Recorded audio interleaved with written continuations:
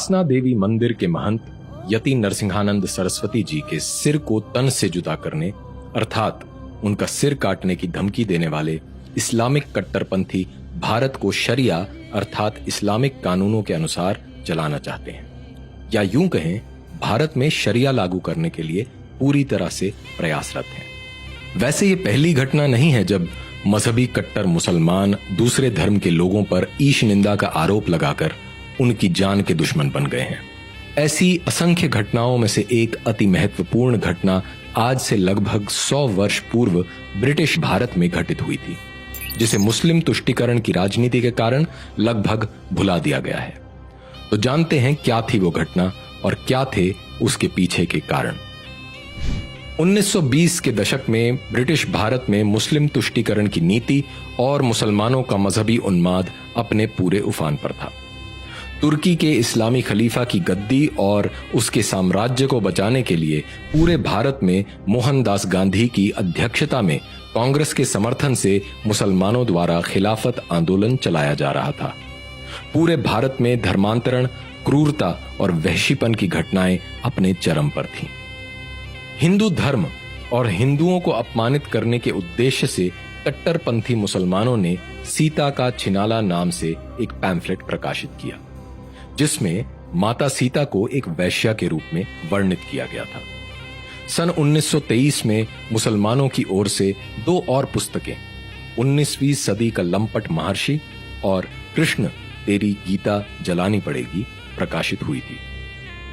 पहली पुस्तक में आर्य समाज के संस्थापक स्वामी दयानंद सरस्वती के लिए आपत्तिजनक एवं घिनौने शब्दों का प्रयोग किया गया था, जबकि दूसरी पुस्तक में श्री कृष्ण के पावन चरित्र पर कीचड़ उछाला गया था।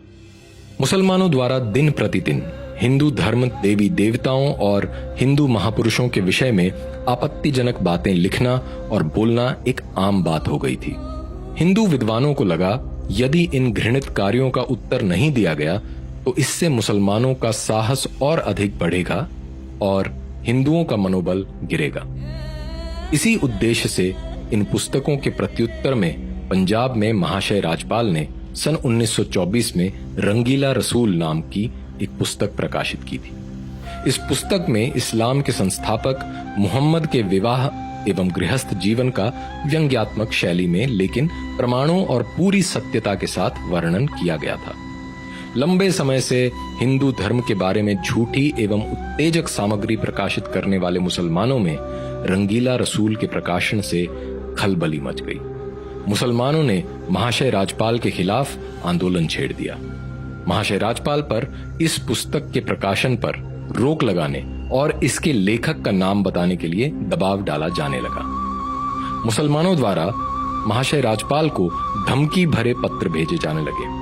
मस्जिदों से इनके खिलाफ भड़काऊ ऐलान होने लगे और फतवे निकाले जाने लगे।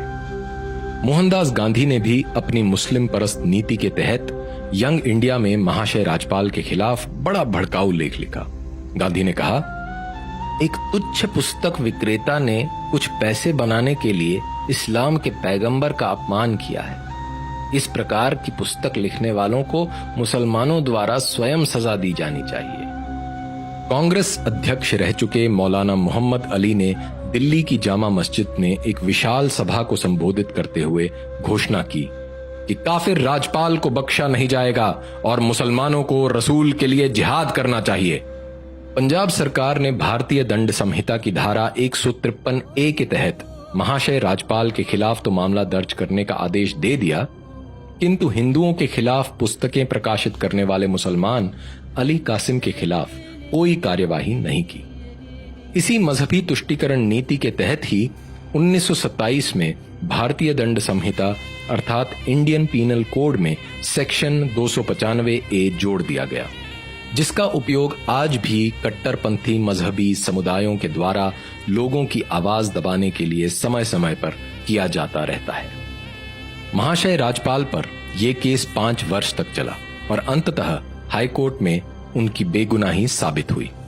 मोहनदास गांधी ने अप्रत्यक्ष रूप से मुसलमानों के मजहबी उन्माद को भड़काते हुए 3 अगस्त 1924 को यंग इंडिया के अपने आर्टिकल में लिखा था, जब किसी व्यक्ति को अदालत से इंसाफ न मिले तो उसे अपने आप इंसाफ करने का प्रयत्न करना चाहिए। इस बीच मुसलमानों द्वारा 3 बार महाशय राजपाल की हत्या करने का प्रयत्न किया गया था। पहला प्रयास 26 सितंबर 1927 को खुदा बख्श ने, दूसरा प्रयास 8 अक्टूबर को अब्दुल अजीज ने किया था। महाशय राजपाल पर तीसरा हमला 1.5 वर्ष बाद 6 अप्रैल 1929 को इल्मुद्दीन नामक मुसलमान ने किया था, जो जानलेवा साबित हुआ। इल्मुद्दीन ने महाशय राजपाल की छाती में छुरा घोंपकर बड़ी बेरहमी से उनकी हत्या कर दी थी। मुसलमानों ने हिंदू हत्यारे इल्मुद्दीन को गाजी की उपाधि दी।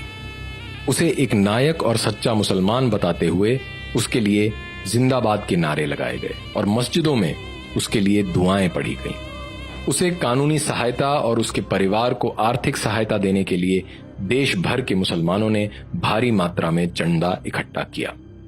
इल्मुद्दीन पर महाशय राजपाल की हत्या का केस चला और उसे फांसी की सजा सुनाई गई। मोहनदास गांधी द्वारा कैद आजम कहे जाने वाले मोहम्मद अली जिन्ना ने कोर्ट में इल्मुद्दीन की पैरवी की थी। 31 अक्टूबर 1929 को इल्मुद्दीन को फांसी दे दी गई। उसके जनाजे में 6 लाख मुसलमान इकट्ठा हुए। इतना ही नहीं, मोहम्मद इकबाल ने इल्मुद्दीन के जनाजे में उसे कंधा दिया और कहा, असी वेखदे रह गए ऐ तरखाना दा मुंडा बाजी ले गया। अर्थात हम सब देखते ही रह गए और ये बढ़ई का लड़का सारा सवाब ले गया। मोहम्मद इकबाल ने न केवल इल्मुद्दीन की प्रशंसा की, बल्कि ये भी कहा कि राजपाल को बहुत पहले ही मार दिया जाना चाहिए था। आज ही की तरह उस समय भी एक ओर जहां अपने मजहबी उद्देश्यों को पूरा करने के लिए राजनीति का उपयोग करने वाले मोहम्मद अली जिन्ना, मोहम्मद इकबाल और मोहम्मद अली जौहर जैसे मुसलमान थे, जिन्होंने अपने मजहब को प्राथमिकता देते हुए बिना किसी संकोच एवं दुविधा के एक मुसलमान इल्मुद्दीन का साथ दिया था और रंगीला रसूल के प्रकाशक को ही दोषी ठहराया था, वहीं दूसरी ओर मोहनदास गांधी जैसे तथाकथित हिंदू नेता थे जो हिंदू मुस्लिम एकता के नाम पर हिंदुओं को भ्रमित करते रहे।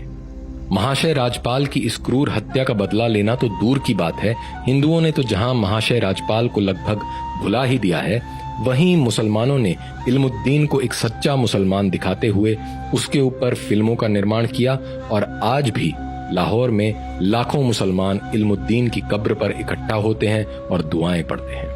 महाशय राजपाल एकमात्र ऐसे हिंदू विद्वान नहीं हैं जिन्हें कट्टरपंथी मुसलमानों के हाथों अपना जीवन गंवाना पड़ा हो।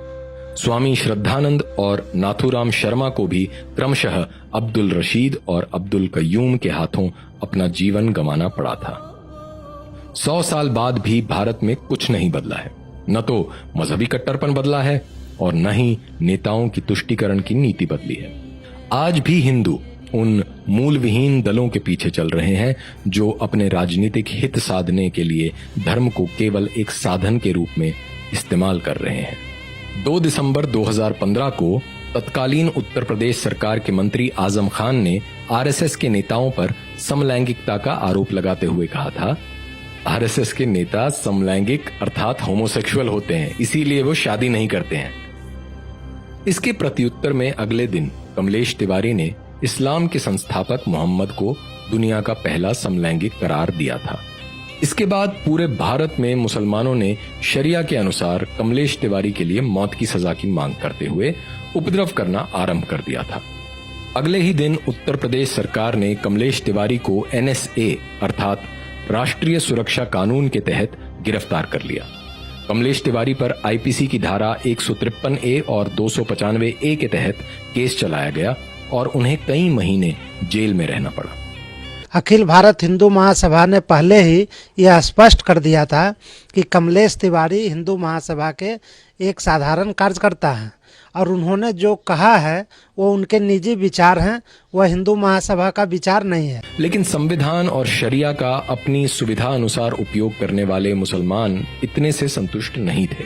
18 अक्टूबर 2019 को फरीदुद्दीन शेख और अशफाक शेख नामक 2 मुसलमानों ने कमलेश तिवारी की हत्या कर दी। की कसम, हम लोग जो ताकत रखते हैं, जब चाहेंगे जिस मंच पर चाहेंगे, जिस मैदान में चाहेंगे, तेरी जुबान को खींच लेंगे। इन मुसलमानों ने कमलेश तिवारी के शरीर में 15 बार छुरा घोंपा, गोली मारी और गला काट दिया।